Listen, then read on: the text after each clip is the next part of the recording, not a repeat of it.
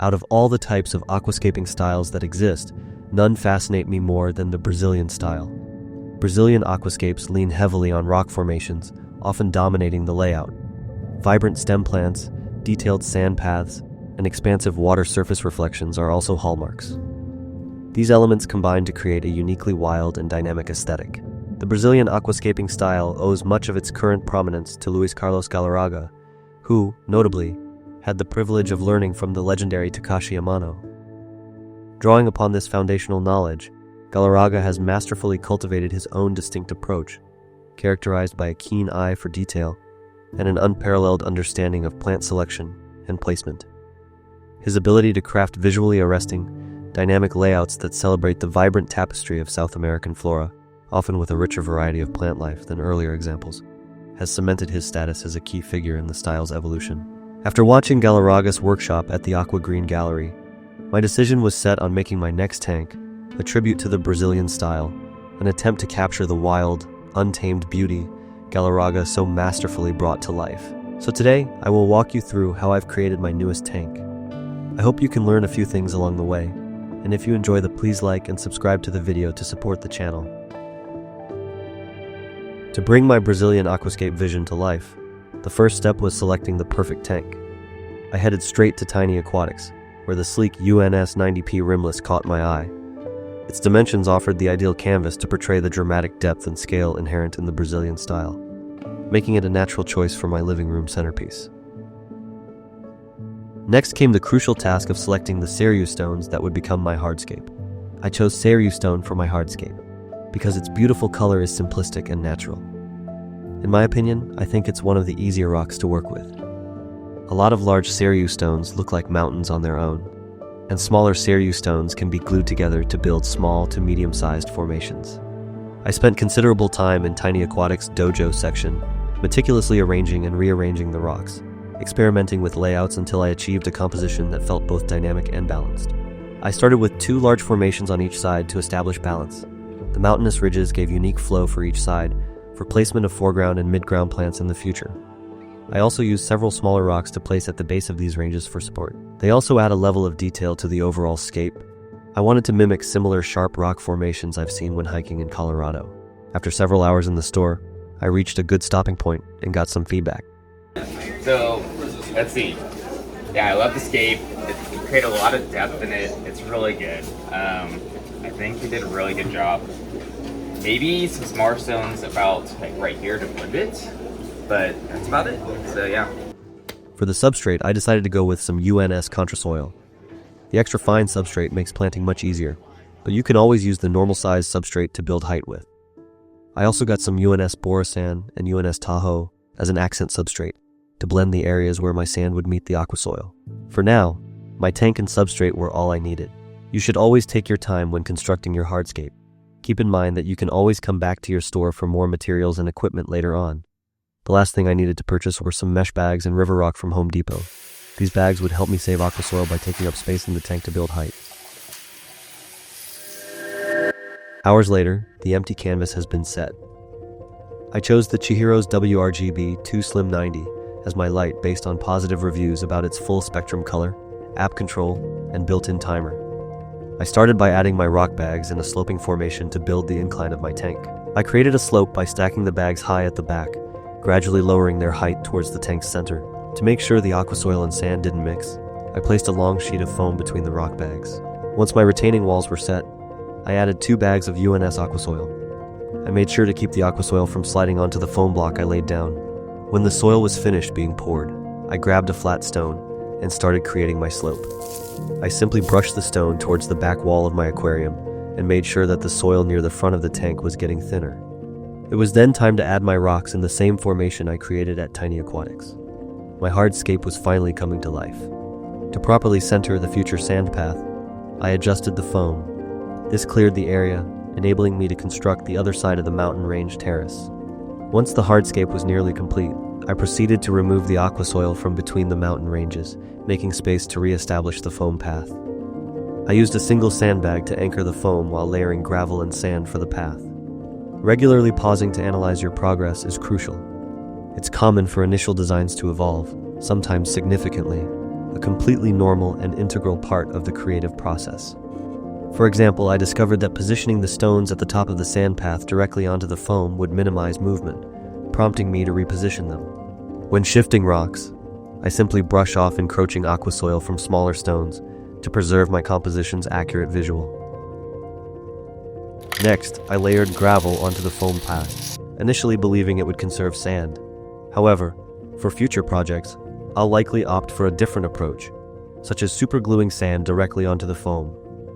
With the gravel laid, I began positioning detail stones along the sand path. I aimed to place these stones before capping the gravel with sand, creating a naturally buried aesthetic. I meticulously shaped the sand path, working from the center outwards, allowing it to creep towards the tank's edges. Slowly, the aquarium transformed, aligning with my Brazilian-style vision. The sand now laid, I proceeded to scatter even finer detail stones, meticulously blending the aquasoil where it met the new sand. These small, deliberate placements infused the scape with a sense of aged realism, emulating years of erosion. As the last of these intricate stones found their home, I paused to absorb the complete composition of the tank's distinct zones. At last, I was ready to move into the planting phase. To prepare for planting, I moistened the substrate by spraying it with water. This ensures plants remain firmly in place once positioned. I began by planting Monte Carlo across my foreground and midground, systematically placing clusters in a half-inch grid. Life has now entered my UNS P90. I proceeded to plant the dwarf hairgrass. Each small plot, comprising 4 to 8 blades, effectively imitates a miniature bush. Nestling these groups near rock edges proved ideal for simulating a realistic, wild growth pattern. Complementing the dwarf hairgrass, Cryptocoryne parva was strategically placed to introduce textural contrast while maintaining a consistent height profile within the planting. After the foreground and carpeting plants were set, I tucked Anubias into the rock crevices to fill the midground. To ensure a smooth visual transition between the midground and foreground, I also incorporated broadleaf and Ketagang bucephalandra throughout both areas. The Ketagang bucephalandra truly elevated the scape, infusing it with intricate detail. I attached individual rhizomes to smaller crevices in the hardscape and along the edges of the sand path, allowing its roots to slowly anchor and create a natural, established look.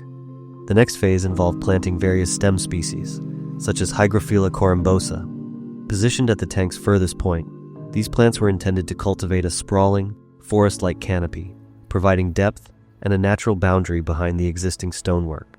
My attention then turned to the Rotala blood red, which I planted in the rear left section of the aquarium. Beyond their vibrant color, these aggressive growers are invaluable for quickly consuming excess nutrients, thereby helping to keep algae at bay. For the finishing touches, I strategically placed Pogostemon helferi to enrich the texture across the foreground and midground, complementing it with Cryptocoryne wentii to introduce further variance in the midground. With the final plants now in place, I took a moment to absorb the emerging, luscious aesthetic of my evolving tank. This was my first time introducing such a diverse botanical palette into a single aquarium that yielded a visual tapestry of captivating variety. With planting complete, it was time to fill the tank. To prevent unnecessary splashing and substrate disturbance, I crafted a foil boat and positioned it at the bottom, carefully maintaining a slow, steady flow from the garden hose. After approximately 30 minutes, the tank was filled. It was then time to set up my UNS Delta 90 canister filter, a new experience, but essentially a matter of connecting the inlet and outlet lily pipes before priming water into the canister itself. As for my carbon dioxide system, instead of a standard diffuser, I opted for an inline CO2 diffuser connected to the lily pipe's outflow, maintaining the tank's minimalist aesthetic by keeping additional equipment out of sight. I used a UNS 24-ounce CO2 cylinder, UNS mini CO2 regulator, and a generic inline diffuser for this setup. Just a few days later, the tank's water gleamed with newfound clarity, finally unveiling the nuanced contours of my underwater world. With the water impeccably conditioned, I introduced the first inhabitants, a handful of cherry shrimp. Making themselves at home, the shrimp scuttled gracefully across the substrate and scaled the hardscape, each movement a confident claim to their newfound territory, as if they were exploring every inch of their sprawling underwater kingdom. The sculpted rock formations of this miniature ecosystem offered endless, intriguing details to explore. Feeling confident in my stable water parameters, I proceeded to introduce the first aquatic inhabitants, a vibrant school of Harlequin rasboris and an active shoal of Sterbai corridoris. The tank was progressing beautifully, with plants beginning to establish robust root systems and fill in the scape. However, a critical oversight soon became apparent. I had forgotten to place the black leveling foam beneath my UNS 90p tank. Fortunately, the foam mat was still on hand, but this meant a complete tank teardown and a fresh start. Rather than replicate the previous hardscape, I seized the opportunity to design a new formation, featuring 3 distinct sections. For the redesigned hardscape, I stacked more sandbags filled with riverstone, elevating the Seru stone structure. Crucially, this new arrangement left ample space in the rear of the aquarium, ideal for a dense future planting of stem plants. After an intensive 9-hour rescape, this next iteration of the tank was finally complete. A sandpath and a valley of dwarf hairgrass mini divided the mountain ranges within my hardscape. 91 days later, the tank had progressively established itself, boasting a dense carpet of foreground plants and a flourishing thick forest of stems. Jeff Sensky from Aquarium Design Group once imparted the wisdom of patience and discipline required to cultivate an ecosystem for months, all for a single photograph. That profound realization resonated deeply as I captured these videos. While my past aquariums offered therapeutic solace, this project was different. It demanded meticulous planning and relentless iteration. Though by no means the world's finest, it stands as my most accomplished tank to date, a sanctuary where I could momentarily escape worldly stresses and find fleeting freedom. Despite my meticulous planning, some elements diverged from their original intent. For instance, the cherished sand path, a central theme, gradually gave way to a rock path, intricately laid with detail stones within the created valley. The challenging steep incline continuously thwarted efforts to maintain the sand's integrity, leading to persistent slippage. I've since found peace with this unforeseen design shift, viewing it as an opportunity to refine my techniques for future aquascapes. The aquascaping journey taught me that perfection isn't always achievable, and that's perfectly acceptable. My tank still offered a profound, delightful serenity. Graceful schools of Harlequin rasboris glided, glass catfish appeared as living, translucent shadows, and the flourishing red cherry shrimp colony peppered the scene with lively bursts of color. Each species, in its own way, enhanced the serene beauty of the intricately designed mountainous rock formation, yielding an endless wellspring of peaceful observation. Exploring Galarraga's aquascaping philosophy has proven to be a truly delightful endeavor. My appreciation for the art form continues to grow. What I've learned in this scape will help guide my strategic approach to designing future hardscapes,